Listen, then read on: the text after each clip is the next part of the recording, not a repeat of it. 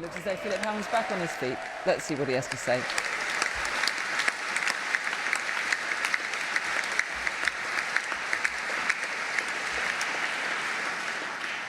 The irony, of course, is that this is the government that has just led the world by committing to a zero-carbon economy by 2050.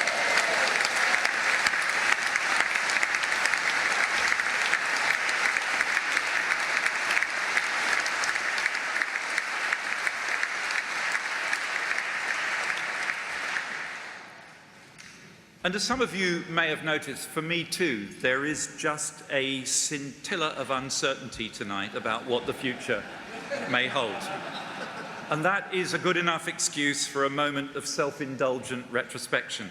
But whatever it is, my future, I can promise you I won't be doing it from an overpriced garden shed on wheels.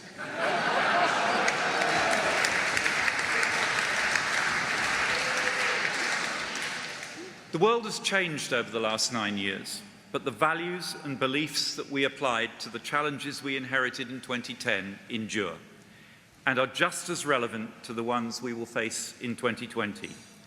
A belief in Britain as an open, tolerant, outward-looking nation at ease in the world.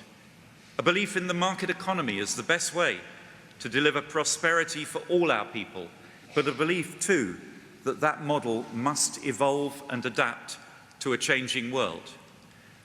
A belief in the power of enterprise, that the true strength of our economy and society lies in the innovators, the entrepreneurs and the self-starters who take risks and drive growth.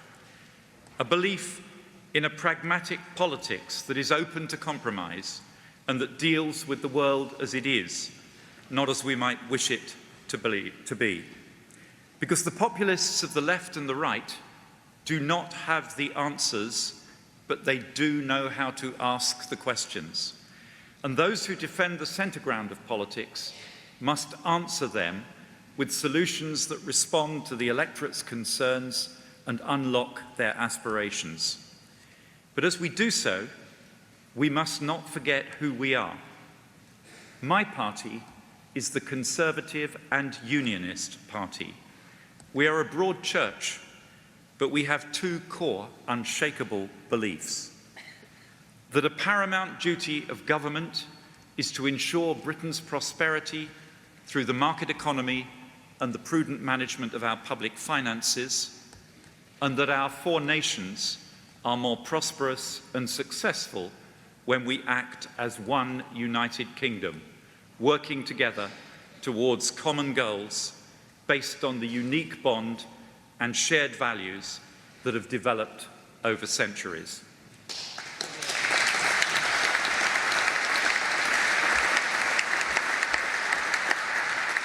So I cannot imagine a Conservative and Unionist-led government actively pursuing a no-deal Brexit, willing to risk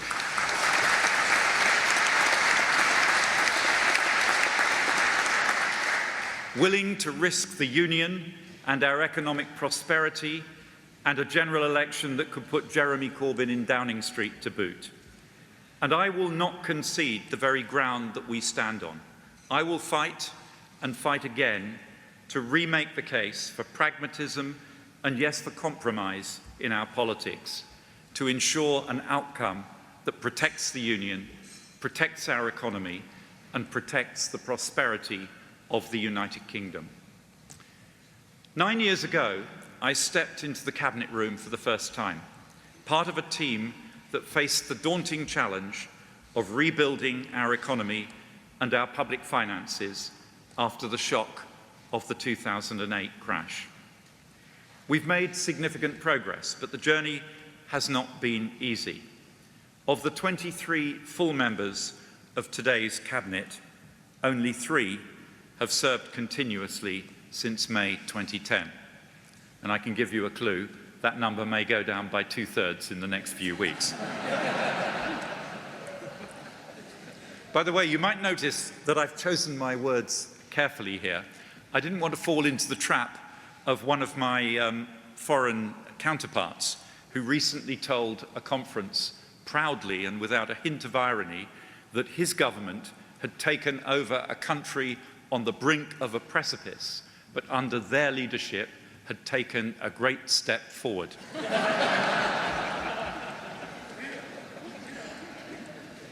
It is taking years for the full impacts of the crash to be felt. So while it's true that 10 years on, the economy has recovered and we fixed the public finances, some of the tensions that were exposed by the crash and its aftermath contributed to the referendum shock in 2016 and the drift away from politics as usual since then. In short, while we've repaired the public finances and rebooted our economy, we have not yet repaired our society and our politics. My approach to Brexit has been shaped by the simple observation that no one, however passionate their views on Europe, voted to be poorer. So a successful Brexit, in the eyes of the electorate, must be a Brexit that protects jobs, businesses, and living standards. So the next Prime Minister will need to complete the post-crash recovery process by rebuilding confidence in our democratic politics and our market economy, demonstrating that it is capable of delivering an economy that works for everyone, where competition delivers for consumers, where businesses are sustainable and reflect the values of the next generation, and where productivity-enhancing technology delivers better jobs and real wage rises for workers, as well as profits for investors. But in doing so, he must not abandon the hard-won achievements of fiscal responsibility, the USP of any credible Conservative government. Last week, I called on the leadership candidates to pledge, at the very least, to keep our national debt falling in each of the next 5 years and to keep cyclically adjusted borrowing below 2% of GDP for at least the next 2 years. Neither of the two remaining candidates has yet signed up to that pledge. But despite my media persona, I'm an eternal optimist, so I reiterate that call tonight, and I look forward to their calls later on in the evening. Because accepting that pledge does not mean that there would be no extra money to spend. As I said at the spring statement, if we leave the EU in a smooth and orderly way, the fiscal headroom I've built up means an incoming Prime Minister will have scope for additional spending or tax cuts. But there's a caveat. A damaging no-deal Brexit would cause short-term disruption to our economy, soaking up all the fiscal headroom we've built and more. And while fiscal and monetary policy interventions could help to smooth our path to a post-no-deal Brexit economy, both could only be temporary, and neither could prevent the economy being permanently smaller than if we leave with a deal. So there's a choice. Either we leave with no deal, or we preserve our future fiscal space. We cannot do both. The truth is, despite my somewhat hawkish reputation, I signalled in 2016 a more balanced approach to the public finances, recognising the need to invest in our future, support our public services and keep taxes down, as well as controlling the deficit and starting to reduce the debt. And as the public finances have improved, I've committed over £150 billion of new spending in the last 3 years, including an NHS settlement, which is the single largest commitment ever made by a peacetime British government. Public capital investment is set to reach the highest sustained level in 40 years as we build the critical national infrastructure we need to raise our productivity. I've committed £44 billion to housing, delivering more new homes last year than in all but one of the last 30 years. And I've cut taxes, with over 30 million people seeing their income tax bills go down this year. 288,000 people benefiting so far from the abolition of stamp duty for first-time buyers, and British businesses paying the lowest corporation tax rate in the G20, all while seeing our national debt falling sustainably for the first time in a generation, and the employment rate at a record high and unemployment at a 40-year low. All good stuff, but all at risk if we don't get Brexit right.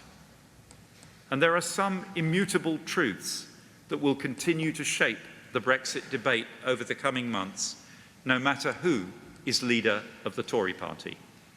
First, unless there is a general election, the parliamentary arithmetic will not change. Parliament will not allow no deal, and on the evidence so far, Parliament will not support the only deal that is on the table.